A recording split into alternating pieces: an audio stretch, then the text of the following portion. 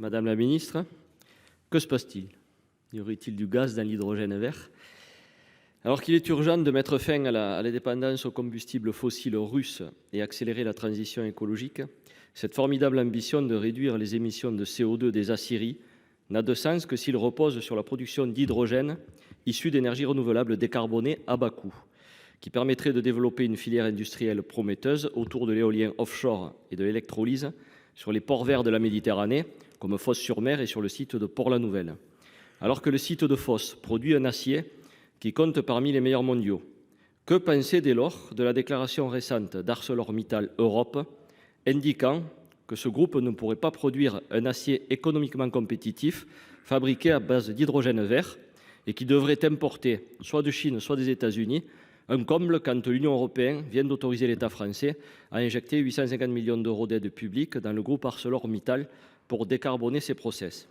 Madame la ministre, vous savez que l'ensemble des acteurs publics et privés des régions PACA et Occitanie mettent de gros moyens dans le développement de la filière hydrogène décarbonée à partir de l'éolien offshore. J'aimerais avoir des garanties quant aux perspectives de production d'acier français décarboné à partir de la filière d'hydrogène méditerranéenne. Des garanties aussi sur la question du maillage des réseaux de transport d'hydrogène et de l'interconnexion par voie soit maritime, soit terrestre du hub de Port-la-Nouvelle au corridor Barmar-H2Med.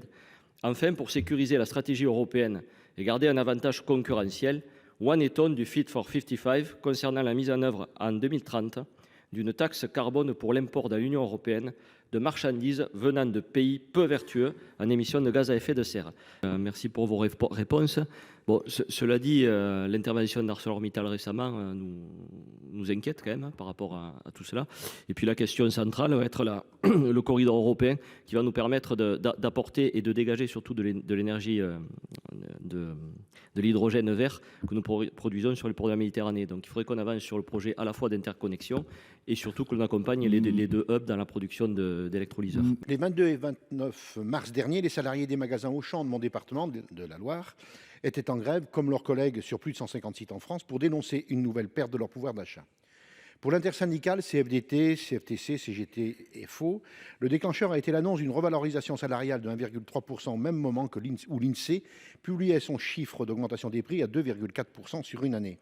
Cette dépréciation de leur pouvoir d'achat vient s'ajouter à plusieurs réorganisations n'ayant qu'un but, réduire les dépenses de personnel en exigeant toujours plus de polyvalence des salariés. Un pouvoir d'achat en baisse et une organisation du travail toujours plus stressante, c'est malheureusement le lot de millions de salariés dans notre pays aujourd'hui. À Auchan, cette situation est encore aggravée par les profonds bouleversements qui percutent la grande distribution, notamment en raison de la faillite du groupe Casino. Les conséquences sont sérieuses pour Auchan et ses salariés. Tout d'abord, alors que le groupe enregistre un déficit de 379 millions d'euros, le rachat d'une centaine de magasins Casino va peser lourd. Ce poids se fait déjà ressentir dans la politique salariale, aux grandes dames des principaux intéressés, qui n'ont pas leur mot à dire, mais ont l'impression de devoir payer cette stratégie de leur poche. Pour les consommateurs également, la réorganisation du secteur va avoir un coût. Pour les économistes de l'INRAE, je les cite, on peut s'attendre à une augmentation des prix dans les zones où l'acquéreur d'un magasin Casino a déjà un point de vente. Et enfin, évidemment, pour les producteurs, le déséquilibre dans les négociations commerciales va encore s'accentuer, car avec ce mouvement de concentration des acteurs, les géants de la distribution vont gagner un rapport de force, mais pas seulement face aux grandes multinationales de l'agroalimentaire. Pour les petits producteurs, ce sera plus que jamais le pot de terre contre le pot de fer pour la fixation des prix et la qualité des produits. Aussi, après ces 2 journées de mobilisation à Auchan, quel est le rôle du gouvernement ? Quel rôle le gouvernement entend-il jouer pour que les salariés ne soient pas les grands perdants de la politique du groupe? Et sur un plan plus prospectif, comment le gouvernement va-t-il prévenir les conséquences des grandes manœuvres engagées sur le secteur de la distribution suite à l'effondrement du groupe Casino pour les salariés, les consommateurs et les fournisseurs? J'appelais l'attention sur la situation des infirmières intégrées au dispositif d'action de santé libérale en équipe dit ASALÉ. Ce dispositif ASALÉ de coopération entre médecins généralistes et infirmiers a pour but d'améliorer la prise en charge des patients souffrant de pathologies chroniques. Ce dispositif est incontestablement une réussite puisqu'il a permis de faciliter le parcours de soins du patient en valorisant de nouvelles compétences paramédicales tout en faisant gagner du temps aux médecins. Les infirmières ASALÉ sont un magnifique exemple de délégation de tâches réussie et reconnue de tous. La prise en charge des patients est excellente avec une écoute, une proximité beaucoup plus importante, ce qui permet le dépistage plus précoce de certaines pathologies. Cependant, la Caisse nationale d'assurance maladie a acté à la fin acté la fin du financement des loyers pour l'hébergement des professionnels azalés au 31 décembre 2023. Cette décision brutale, sans concertation, provoque un émoi important et une inquiétude légitime des professionnels mobilisés et des élus locaux. À cela s'ajoutent des situations surprenantes. Ainsi, dans la Nièvre, au mois de février 2024, les 9 infirmières azalées ont eu un versement de salaire avec retard, mettant en difficulté ces professionnels. À ce jour, il est anormal que leur date de paiement pour les prochains salaires soit inconnue. L'ensemble de ces problèmes financiers met à mal le travail de toutes les équipes, infirmiers, médecins, patients, et génère beaucoup de stress sur la pérennité du dispositif dans le département. Alors que nous sommes dans une situation de pénurie de professionnels de santé, que l'organisation dont il est question répond aux difficultés d'accès aux soins, souhaitez-vous prendre le risque de voir disparaître l'association azalée? Dans le cas contraire, quelles mesures entendez-vous engager de manière urgente pour régler cette situation? Enfin, le 21 mars, vous annonciez dans cet hémicycle qu'une convention nouvelle serait signée très vite. Qu'en est-il aujourd'hui? Chaque année, près de 70% des étudiants bénéficient d'un logement au sein d'une résidence Crous. Par souci d'économie ou pour réaliser des stages, ils y vivent aussi pendant la période estivale. Or, afin de loger les athlètes ainsi que le personnel nécessaire lors des prochains Jeux olympiques et paralympiques, le gouvernement prévoit d'expulser près de 2200 de ces étudiants. En guise de dédommagement, vous avez promis à ces jeunes expulsés 100 € ainsi que 2 places pour assister à une épreuve olympique. Cette contrepartie est manifestement insuffisante, notamment pour couvrir les frais d'un potentiel déménagement. Face à cette problématique, le gouvernement a certifié que les étudiants impactés seraient relogés sans aucun surcoût. Cette promesse semble difficile à accepter, difficile à comprendre en tout cas dans le contexte actuel qui est que nous avons une grosse crise du logement dans notre pays. Lors de la pandémie de la Covid-19, les étudiants et plus généralement les jeunes d'ailleurs ont été les grands oubliés du gouvernement alors même qu'ils constituent l'avenir de notre pays. Et il me semble que vous délaissez à nouveau les étudiants, et notamment les plus précaires, et vous les sacrifiez à des fins publicitaires. Alors, Madame la Ministre, comptez-vous prendre des dispositions supplémentaires au-delà de celles que vous avez déjà proposées en faveur des étudiants? Comptez-vous les reloger, alors même que le gouvernement et que nous savons que nous avons de vraies difficultés pour reloger les personnes les plus précaires dans notre pays? Et surtout, comptez-vous dédommager les étudiants à hauteur du préjudice réel qu'ils vont subir? Je voulais vous dire que moi, je souhaite que ces Jeux olympiques et paralympiques soient vraiment un grand moment de fête, mais pour tout le monde. Et effectivement, en particulier pour une jeunesse qui galère pour trouver un stage, qui galère pour trouver un logement. Donc, merci de vos précisions et j'espère qu'ils seront satisfaits d'entendre le détail des propositions que vous venez de faire. Je souhaite attirer l'attention du gouvernement sur les inquiétudes des sapeurs-pompiers volontaires quant à l'application concrète de la loi du 14 avril 2023. Son article 24 accorde au titre de la solidarité nationale des trimestres supplémentaires pour la retraite des sapeurs-pompiers ayant accompli au moins 10 années de service. Cette disposition consacre une demande ancienne des pompiers. Cette bonification de trimestre de retraite est tout d'abord une reconnaissance de la nation pour l'engagement des sapeurs-pompiers volontaires pour la protection des populations. Elle permet aussi de renforcer l'attractivité du dispositif de fidélisation et de reconnaissance pour pérenniser la forme du volontariat et soutenir son recrutement. Cette mesure est surtout une mesure de justice sociale pour des citoyens qui acceptent pendant de nombreuses années des contraintes lourdes sur leur vie familiale et professionnelle, parfois au péril de leur vie, et se rendent disponibles plusieurs jours et nuits par mois, week-end compris, pour porter secours à leurs concitoyens, en plus de leurs activités professionnelles. Les pompiers attendent le décret d'application depuis plus d'1 an. D'autre part, les responsables des pompiers de l'Ariège m'ont exprimé leurs grandes inquiétudes liées à une volte-face supposée du gouvernement qui entendrait réserver la bonification de trimestre aux sapeurs-pompiers ayant des carrières hachées, ce qui écarterait de la bonification de trimestre la quasi-totalité des sapeurs-pompiers volontaires. Si cette orientation se confirmait, ce serait un détournement de la volonté exprimée, en particulier sur tous les bancs du Sénat. Aussi, Madame la Ministre, pouvez-vous me confirmer que les bonifications de trimestre de retraite s'appliqueront à tous les sapeurs-pompiers volontaires ayant effectué au moins 10 ans de service? Et pouvez-vous me donner la date à laquelle cette décision sera effective? Je crains que ces dispositions ne satisfassent pas les pompiers volontaires qui, eux, donnent pour la sécurité de nos populations. Moi, je souhaitais attirer votre attention sur la situation budgétaire alarmante du centre hospitalier Camille Claudel en Charente, dont le déficit prévisionnel pour l'exercice 2023 est estimé à plus d'1 million d'euros et les projections pour 2024 laissent craindre un nouveau déficit de plus de 3 millions d'euros. Cette aggravation du déficit serait due notamment à une évolution des recettes de 1% qui est insuffisante pour couvrir l'inflation des dépenses. Par ailleurs, historiquement, il existe un sous-financement de la psychiatrie en Charente. En effet, la Nouvelle-Aquitaine consacrerait en moyenne 175,10 euros par habitant contre 146,20 euros par habitant en Charente. L'écart serait donc de 28,90 euros par habitant, soit un manque important pour le département de la Charente, alors que les besoins en soins psychiques sont bien réels.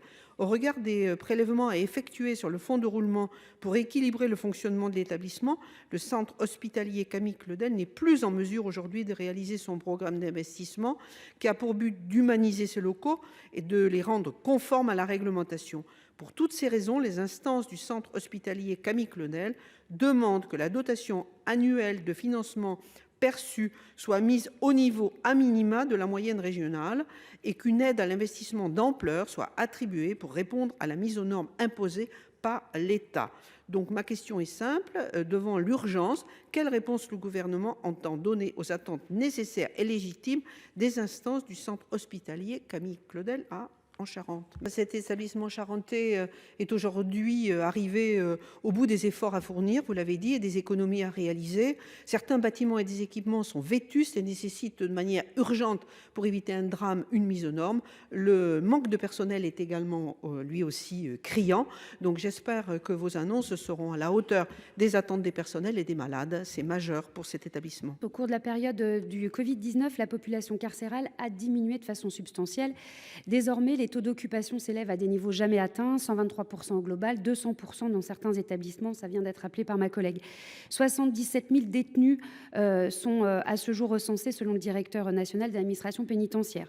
Cette situation n'épargne pas le centre pénitentiaire de Riom, pourtant construit spécifiquement récemment avec l'objectif de garantir aux personnes privées de liberté des conditions de vie dignes. Les cellules ont été construites pour n'accueillir qu'un seul détenu, mais les taux d'occupation connaissent désormais une augmentation qui s'établit à 125%. Ce centre, comme d'autres, souffre également d'un défaut d'encadrement puisqu'il manquerait presque 30 surveillants.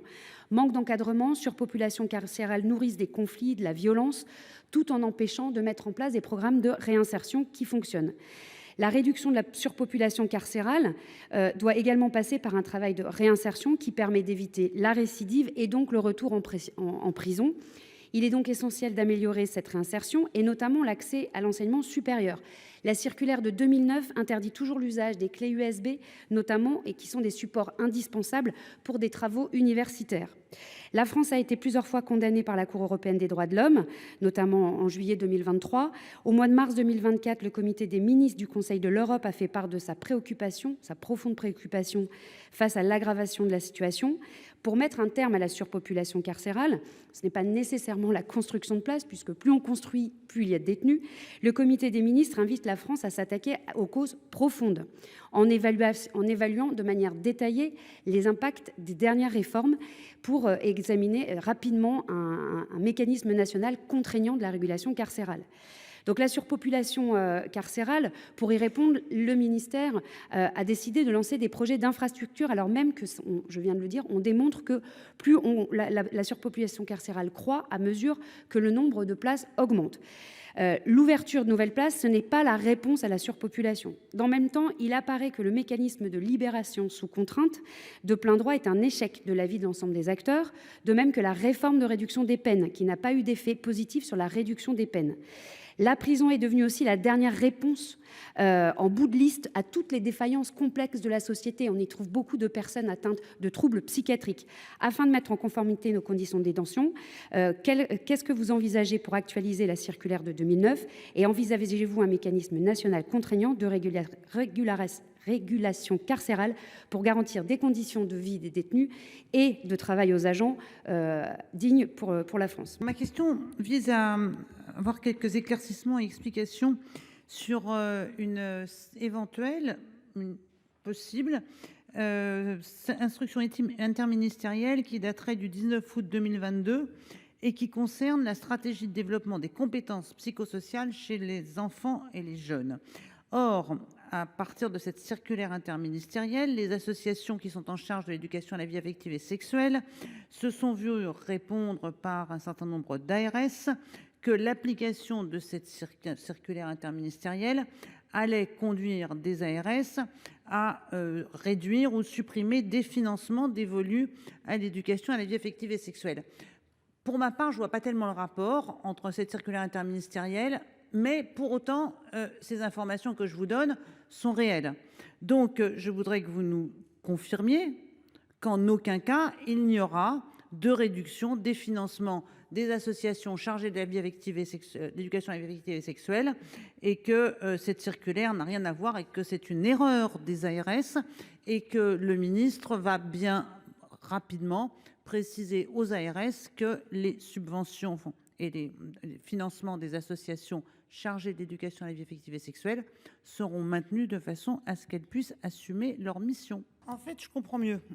J'entends bien qu'il n'y a pas eu de demande de la ministre, mais ce que je comprends aussi, c'est qu'il y a une circulaire interministérielle qui concerne les addictions et que les ARS, cherchant probablement des financements pour répondre aux consignes de cette circulaire interministérielle, se demandent si on ne pourrait pas, en fin de compte, tout réunir, addiction, éducation à la vie affective et sexuelle, et prendre les financements de l'un à l'autre. Alors, qu'il n'y ait pas de circulaire de la ministre, d'instruction de la ministre aux ARS, c'est très bien. Moi, ce que je vous demande, c'est une instruction de la ministre aux ARS pour leur dire qu'en aucun cas, des crédits peuvent être retirés aux associations qui prennent en charge la vie affective et sexuelle, et certainement pas au motif d'autres missions qui seraient confiées aux ARS.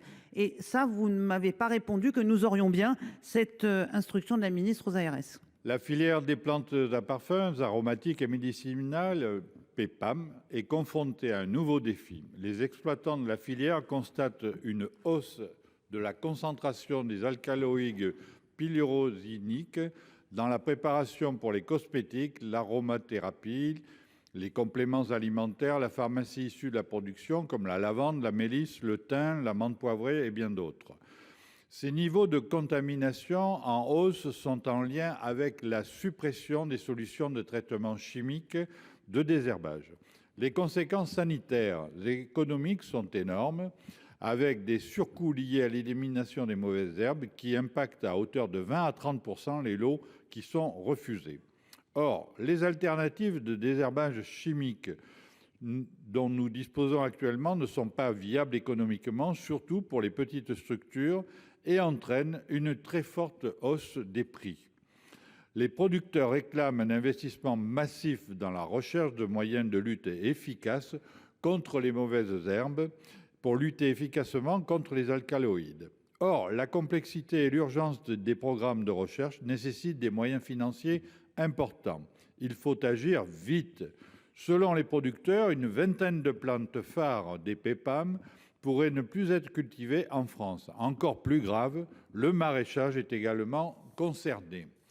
Quelles mesures concrètes allez-vous prendre, Madame la Ministre, d'abord pour doter la recherche de moyens réels et à quel montant, et ensuite pour aider les producteurs et à quel niveau? Madame la Ministre, je prends acte de votre réponse complète d'ailleurs. Ceci dit, vous n'avez pas précisé comment vous allez venir en aide aux producteurs de plantes PEPAM, puisqu'ils sont touchés actuellement, et en attendant les crédits de recherche et les effets de la recherche, eux se retrouvent en situation délicate. Donc il faudra regarder aussi cette question-là, comment indemniser les producteurs de PEPAM.